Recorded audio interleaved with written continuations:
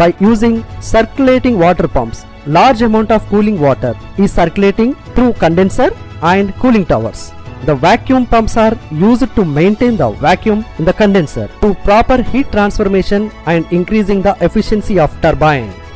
The generated electrical energy voltage levels will step up to 21 kV to 400 kV by using generator transformer, and it will be connected to TG Genco grid. Power will be distributed through 4 feeders: Warangal 1, Warangal 2, Chandulapur 1, Chandulapur 2.